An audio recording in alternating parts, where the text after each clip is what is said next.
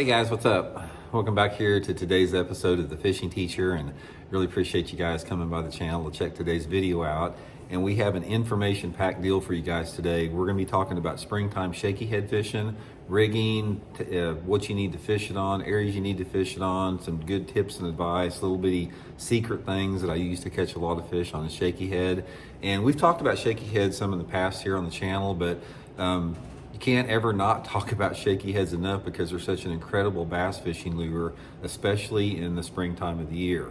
At the time of filming this video, we're in the middle of February. My favorite shakyhead months are between sort of like late March and into May. This is the time of year you want to fish it. So we're going to get into that today's video. I think it's going to help you guys catch some good fish over the next couple months. Also, a couple of different things, guys, before we get started. Just like to invite everybody to please hit that subscribe button here to The Fishing Teacher. It's much appreciated.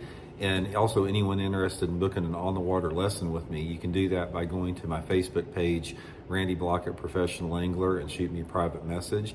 And also, guys, I'll put all of the shakyhead components that we're talking about in today's video in my tackle warehouse description in the video here. So if you guys would like to get set up, really appreciate you guys using that link.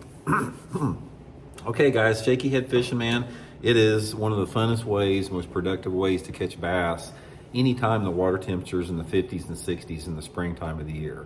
Specifically when the water is between like 55 to 70 degrees, which in most parts of the country, that's going to be anywhere between March into May. So that's sort of the window, just depending upon where you're located across the country. And what happens, in my estimation, from my experience, is as the bass get close to that spawning period, not necessarily they're spawning, but when they're getting close to spawning, wanting to spawn or spawning, or they just have gotten done with spawning, they sort of make a transition and they don't want to chase a lure very much. They like to tug down on the bottom. It's just sort of one of those things that happens with their mood and their personality. And that's why things like wacky rigs, shakyheads, and Ned rigs are so good in the springtime of the year, because the fish just react to them better. And shakyhead is one of my favorite baits to fish. And I want to show you how I do it, and I want to show you sort of the setups I use and a couple of my favorite lures to help you guys out. So anyway, let's get into some of my favorite baits, guys. Right off the bat, I'm going to tell you, I don't know if you guys have tried this one, but this is the Zoom shaky tail worm here. It's got a real, comes down to a real sharp point on it. And guys, this thing is one of my favorite springtime shakyhead baits by far. There's something about that, you know, that slender profile on the bottom here that the fish just really like. I catch a lot of fish on this. The other one, can't go wrong with just the Zoom trick worm, a little bit larger profile. This is another one of my standbys. I probably use these two right here more than anything in the spring. And the other two that I use is some type of a soft plastic stick bait like a Senko or this Zoom's Linky. This works really good, guys, when the water's in the mid 50s. Like this is usually the one I go to when I first start fishing a shakyhead. Like when that water gets 55, they really like that little bit larger profile. And then finally, if the fishing's really tough and a lake has a lot of spotted bass in it, I go to the little 4-inch model, 4-inch Zoom finesse worm. And I'll link all those worms in the description of the video. And then the next thing, guys, is the head that I use. Now, one of the things about a shakyhead is the head is critical, because you can lose a lot of bass on a shakyhead. And let me show you why if you don't have the right head. Because most of the time when you're rigging a shakyhead, you know, you're putting the hook back through the worm like this. And even if you go all the way through the worm like that, there's still a lot of plastic in order to, you know, that gets in the way there. So a lot of different shakyheads, you know, don't do a good job of hooking the fish simply because of that impediment of the plastic. I'll give you a couple of different pieces of advice, guys. Do not buy shakyheads that have those little screw locks in them. Those screw locks, I don't like them. Most people that are really expert shakyhead fishermen use this type of a shakyhead. This is the Gamakatsu trickyhead. I'll link this in the description. Guys, out of all the shakyheads that I have tried, this Gamakatsu trickyhead is the best.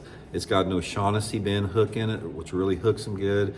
It's got a little tin keeper here, straight shank, and it's got a really, really diminutive head. So you want this straight shank hook with the keeper on it like that. The worm looks more natural in the water, and you don't lose near as many fish if you rig it straight or rig it right. So here's how you want to rig it, guys, to make it set up right. First of all, come through about 1/8 of an inch, and you don't want to come through too far, because you want that worm to be able to set in between the head and the keeper.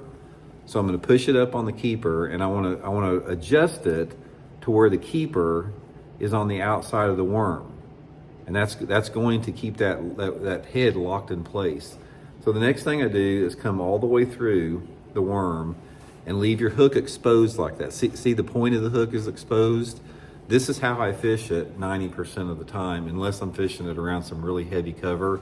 Even though the hook is not buried back in there, you don't hardly ever hang this up like this. And by running that hook and exposing it out the backside, your hookups, your land ratio, as far as the bites you get, will go way up. I mean, guys, I tell you, I have lost, before I figured this out with this Gamakatsu head and how to rig it, I lost a ton of fish on a shaky head.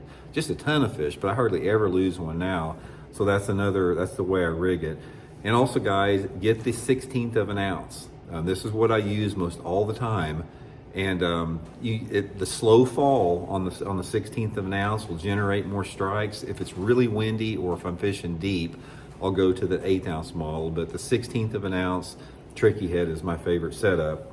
And I usually fish it on 6 to 8 pound test, Seagar and Vizex fluorocarbon line, and that Megabass Addermine spinning rod. And I'll link all that in the description. Okay, now what you want to fish it on, guys, is you can't go wrong with secondary points. Secondary points are my #1 structure for fishing a shakyhead in the springtime of the year. It just works. I mean, for whatever reason, those bass love to be around secondary points. Try to target that 5 to 25 foot of water, depending upon, the clarity of the water you're fishing. Most of your better shakyhead fishing is going to be where you have water visibility of over 3 feet.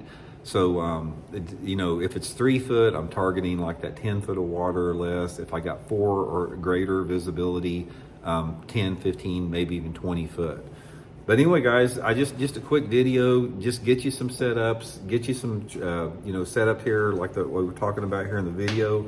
Get out there on your favorite lake and get on some secondary points, and it's going to be fun catching them, man. And also with a shaky head, guys, when you're working it, it's just like what it says. You throw it out there, let it hit the bottom, and you just sort of shake it in one spot and then pull it a little bit. You don't want to hop it off the bottom, but just, let it go to the bottom and just sort of vibrate that rod tip in one place, and then just sort of drag it, stop it, vibrate it in one place, and all of a sudden it'll just feel mushy, or like your line you've lost contact with the bottom, and you'll see your line swimming out, and then set the hook and you got them. So hope it helps out. We'll see you guys later.